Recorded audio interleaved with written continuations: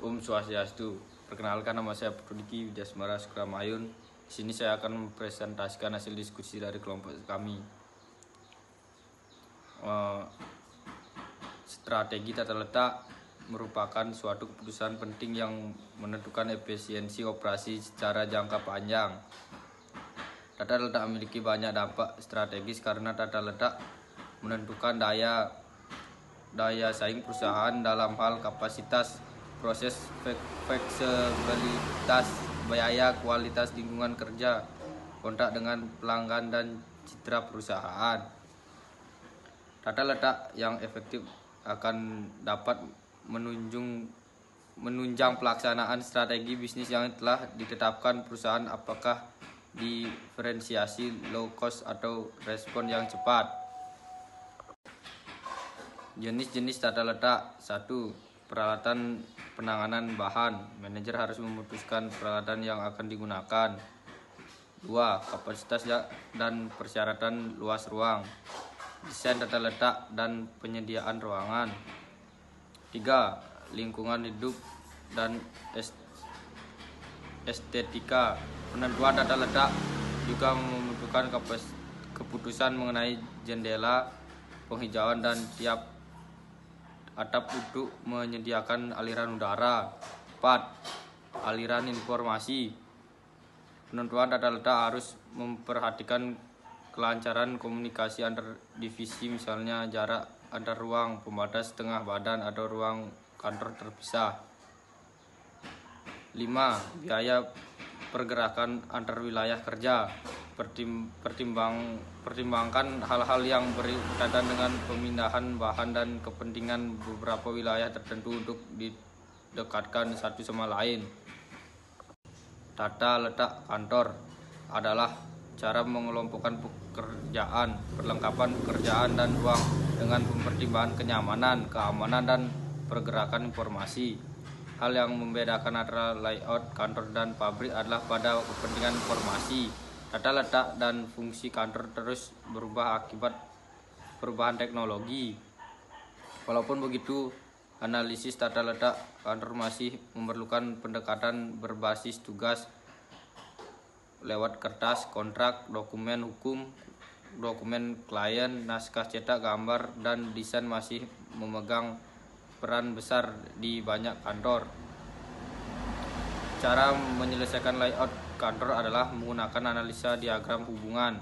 Diagram yang disampaikan untuk sebuah kantor, desainer produk menyatakan kepada bidang pemasaran haruslah 1. Dekat dengan wilayah desainer. 2. Kurang dekat dengan sekretaris pusat. 3.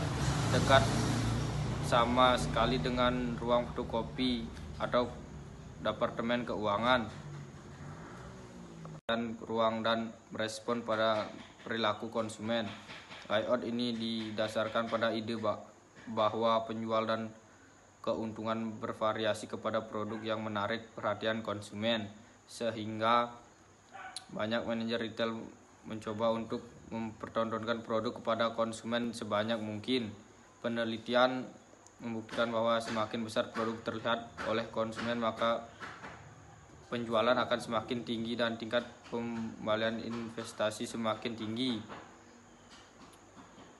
Untuk itu, manajer operasional perusahaan retail dan melakukan pengubahan pengaturan toko secara keseluruhan atau alokasi tempat bagi beragam produk dalam toko. 1. Ada 5 ide yang dapat dimanfaatkan dalam pengaturan toko, yaitu tempat barang-barang yang sering dibeli di sekitar batas luar toko. Gunakan lokasi yang strategis untuk produk yang menarik dan mempunyai nilai keuntungan besar, seperti kosmetik, aksesoris. Distribusi produk kuat, yaitu menjadi alasan para pengunjung belanja pada kedua sisi lorong dan letakkan secara tersebar untuk bisa dilihat lebih banyak konsumen. Gunakan lokasi ujung lorong karena memiliki tingkat pertontonan yang tinggi. Tata letak gudang. Store atau warehouse atau inventory adalah gudang penyimpanan untuk tempat menyimpan material baik bahan baku, barang setengah jadi maupun barang jadi yang siap dikirim ke pelanggan. Sebagian besar material disimpan di gudang di lokasi tertentu sampai material tadi diperlukan dalam proses produksi. Bentuk gudang tergantung ukuran dan kualitas komponen dalam persediaan dan karakter sistem penanganan bahan dari produk atau kontainer yang digunakan. Fungsi inventory: 1. Memisahkan berbagai material untuk proses produksi. 2. Menyediakan material untuk pilihan pelanggan. 3. Mengambil keuntungan diskon. 4. Menjaga pengaruh inflasi. Baik, akan dilanjutkan oleh teman saya. Selanjutnya ada receiving dan shipping. Penempatan departemen penerimaan dan pengiriman berpengaruh besar terhadap aliran material. Departemen penerimaan tempat dimulainya aliran material, sedang departemen pengiriman merupakan akhir dari aliran material. Sentralisasi departemen penerimaan dan pengiriman mempunyai beberapa keuntungan, yaitu memaksimalkan penggunaan peralatan, memaksimalkan penggunaan personal, efisiensi ruangan, dan pengurangan biaya fasilitas. Tujuan tata letak gudang atau warehouse layout adalah untuk menentukan titik optimal antara biaya penanganan, bahan, dan biaya-biaya yang berkaitan dengan luas ruang dalam gedung. Sebagai konsekuensinya adalah memaksimalkan penggunaan sumber daya atau ruang dalam gudang, yaitu memanfaatkan kapasitas secara penuh dengan biaya perawatan material rendah. Biaya penanganan bahan adalah biaya yang berkaitan dengan transportasi material masuk, penyimpanan, dan transportasi bahan keluar. Untuk dimasukkan dalam gudang, biaya-biaya ini meliputi peralatan, orang bahan, biaya pengawasan, asuransi, dan penyusutan. Tata letak gudang yang efektif juga meminimalkan kerusakan material dalam gudang.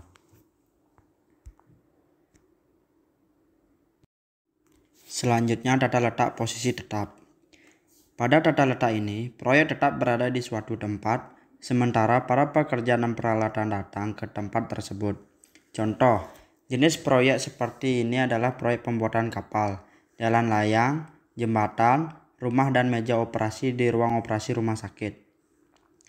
Contoh penerapan tata letak dengan posisi tetap. Pelayanan jasa dengan tata letak posisi tetap adalah ruang operasi, pasien tetap diam di meja, serta personel medis dan peralatan dibawa ke lokasi. Yang kedua, dalam pembuatan kapal terdapat ruang terbatas di sebelah tata letak dengan posisi tetap yang disebut loading area platen. Ruang ini digunakan selama berbagai periode waktu bagi setiap kontraktor. Yang ketiga, contohnya sebuah rumah yang dibangun dengan tata letak posisi tetap akan dikerjakan di tempat dengan peralatan, bahan, dan pekerja yang dibawa ke lokasi untuk rapat para pedagang untuk menentukan ruang untuk berbagai periode waktu. Namun, foto rumah ini dibangun dalam dua modul yang bergerak dalam sebuah pabrik. Rangka tempat berpijak atau scaffolding dan alat pengangkat barang berat atau hoist membuat pekerjaan menjadi lebih mudah, cepat, dan lingkungan kerja yang berada dalam ruangan juga menambahkan produktivitas. Tata letak berorientasi proses. Tata letak yang berorientasi pada proses dapat menangani beragam barang atau jasa secara bersamaan. Ini merupakan cara tradisional untuk mendukung sebuah strategi diferensiasi produk. Tata letak ini paling efisien di saat produk memiliki persyaratan berbeda, atau di saat penanganan pelanggan, pasien, atau klien dengan kebutuhan yang berbeda. Tata letak yang berorientasi pada proses biasanya memiliki strategi volume rendah dengan variasi tinggi.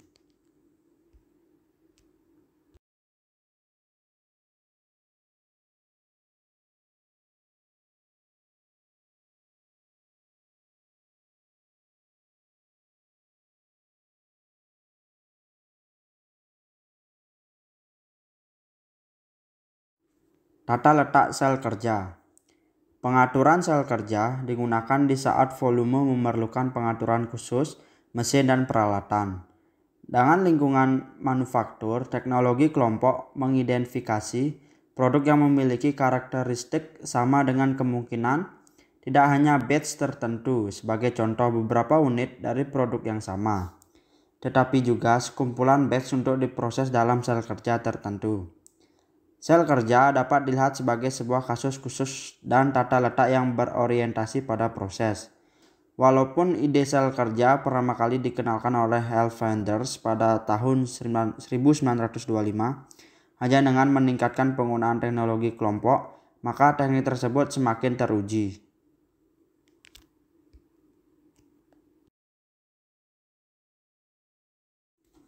Kesimpulan, strategi tata letak merupakan suatu keputusan penting yang menentukan efisiensi sebuah operasi dalam jangka panjang. Tata letak memiliki banyak dampak strategi karena tata letak merupakan daya saing perusahaan dalam hal kapasitas, proses, fleksibilitas, dan biaya, serta kualitas lingkungan kerja, kontak pelanggan, dan citra perusahaan. Tata letak yang efektif dapat membantu organisasi mencapai sebuah strategi yang menunjang diferensiasi, biaya rendah, dan respon yang cepat.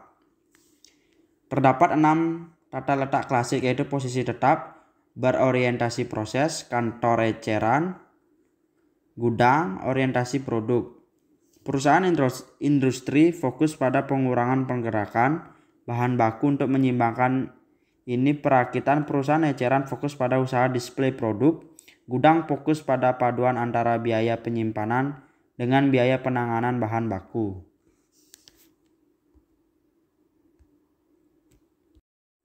Baik, demikian hasil presentasi dari kelompok kami.